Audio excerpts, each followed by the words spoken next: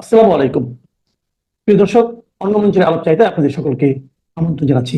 জানেন, বাংলাদেশ যে টার্মোয়েল সিচুয়েশনের ভিতর দিয়ে যাচ্ছে তার উপরে কিন্তু প্রতিনিয়ত নতুন করে প্যারেড মারছে। কারা মারছে? কখনো সরকার মারছে, কখনো মৌলবাদী শক্তি মারছে, কখনো বহির শক্তি মারছে। এর ফলে বাংলাদেশ এখন একটা ব্যাটেল গ্রাউন্ডে পরিণত হচ্ছে। এই ব্যাটেল গ্রাউন্ডের জন্য বাংলাদেশ রেডি হচ্ছে।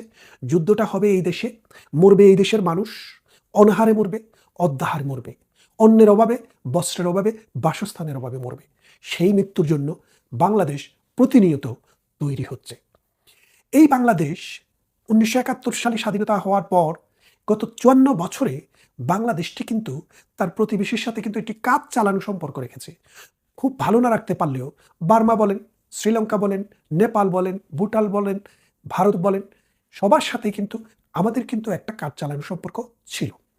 ডক্টর ইউনূস ক্ষমতায় আসার পর তার যে মাহফুজ নামের যাকে আপনারা জানেন অনেকেই সান্ডা উপাধি দিয়েছে, এই মাহফুজ যখন একদিন স্বপ্নে দেখলো যে বাংলাদেশের এরকম একটা মানচিত্র হওয়া উচিত, যেই মানচিত্রের ভিতরে তিনি ভারতের সেভেন সিস্টার্স নামে যে অংশটি আছে সেটিকেও ঢুকিয়ে দিয়েছিলেন, যার ফলে ভারতের একটি তীব্র প্রতিক্রিয়া হয়। কারণ আপনি জানেন, বাংলাদেশ একটি জাতিসংঘে সিগনেটরি রাষ্ট্র, জাতিসংঘের পূর্ণাঙ্গ একটি সদস্য রাষ্ট্র। এই রাষ্ট্রেও যখন জাতিসংঘের সিগনেচার করে তখন মেনে নেয় যে প্রত্যেকটা রাষ্ট্রের ভৌগোলিক অখণ্ডতা এবং ভৌগোলিক যে বাস্তবতা সেটার প্রতি শ্রদ্ধা দেখাতে হবে। প্রথমত বাংলাদেশ সরকারের একজন মন্ত্রীমর্যাদার ব্যক্তি হিসেবে মাহফুজ যা করেছে এটা আন্তর্জাতিক আইনের সুস্পষ্ট লঙ্ঘন, কিন্তু ভারত এটাকে গায়ে মাখেনি, জাস্ট প্রতিবাদ করেই ছেড়ে দিয়েছে। দ্বিতীয়ত, ভারতের বলছে ভারতের চোখে চোখ রেখে কথা বলতে হবে। আরে ভাই, মানুষ তো চোখে চোখ রেখেই কথা বলে। কিছু কিছু মানুষ বাটপার, চোর, কুমতলবকারী, দর্শনকারী আছে, তারা মানুষের দিকে তাকাইলে তার চোখের দিকে তাকায় না, তার অন্য কিছুর দিকে তাকায়, মতলব করে। তো তোমরা যদি সেরকম মতলববাজ হয়ে থাকো তাহলে তোমরা মনে হয় অন্যদিকেও তাকাও। আমরা অন্যদিকে তাকাই কথা বলি না, আমরা কিন্তু সারা জীবন চোখের দিকে তাকিয়ে কথা বলি। তো চোখে চোখ কার সাথে? ভারতের সাথে। তারপর যখন প্রধানমন্ত্রী শেখ হাসিনা যখন ভারতে আশ্রয় নিল, ভারতের কাছে প্রতিবাদ জানালো, শুধু তা নয়, ভারতের কাছে ফেরত চাইলো, নানানভাবে ভারতের সাথে কনফ্রন্টেশনে চলে গেল বাংলাদেশ। অথচ আপনি দেখেন, বিএনপির সময়ে, আওয়ামী লীগের সময়ে বা জাতীয় পার্টির সময়ে, বিভিন্ন সময়ে বাংলাদেশ থেকে হাজার হাজার মানুষ ব্রিটেনে, ইউরোপে, আমেরিকায়, অস্ট্রেলিয়ায়, কানাডায়, বিভিন্ন দেশে কিন্তু রাজনৈতিক আশ্রয় গ্রহণ করেছে।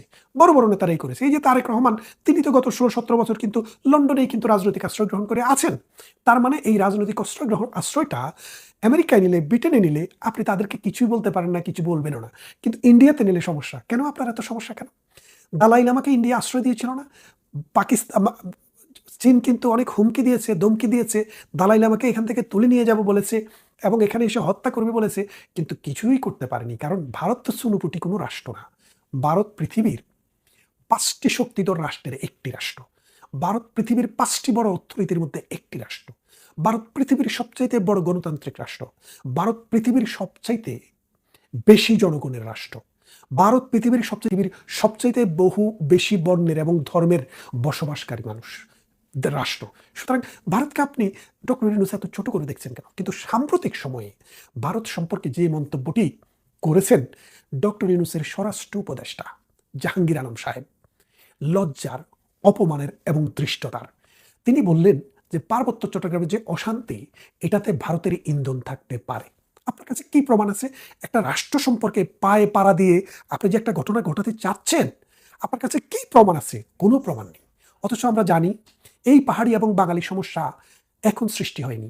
1965 থেকে 67 সালে পাকিস্তান রাষ্ট্র সৃষ্টির পর এই পার্বত্য চট্টগ্রামের রাঙা, আপনারা জানেন, মানে একটি কাপ্তাই একটি লেক আছে, সেই লেকে বাদ দিয়ে যখন বিদ্যুৎ উৎপাদন করা হয় তখন লক্ষ লক্ষ পাহাড়ের মানুষ বাস্তুহারা হয়ে যায়, তাদের ঘরবাড়ি চলে যায়, তাদের সমস্ত বাস্তুহারা হয়ে তারা বিখেরিতে পরিণত হয়। তাদের মধ্যে যে সেই ক্ষোভ কিন্তু 1971 সালে মহান মুক্তিযুদ্ধের পরও শেষ হয়নি।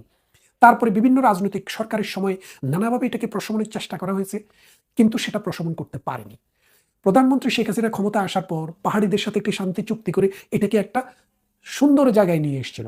এই প্রধানমন্ত্রী শেখ হাসিনা চলে যাওয়ার পর ডক্টর ইউনূসের ভ্রান্ত নীতি এবং নির্যাতন, অত্যাচার মানুষকে নিরাপত্তা না দিতে পারার কারণে সেটা এখন ফুসে উঠছে। পাহাড়ি একটি নারীকে ধর্ষণ করেছে। ধর্ষণ শুধু পাহাড়ে হচ্ছে না, পুরা বাংলাদেশে টোটাল গত 9 মাসে 600 নারী দর্শিত হয়েছে। আপনি চিন্তা করে দেখেন, 9 মাসে 600 নারী দর্শিত হয়েছে। তাহলে প্রতিদিন গড়ে কতজন নারী দর্শিত হচ্ছে বাংলাদেশে? এগুলা তাও যেগুলো পত্রিকায় আসে সেই খবর।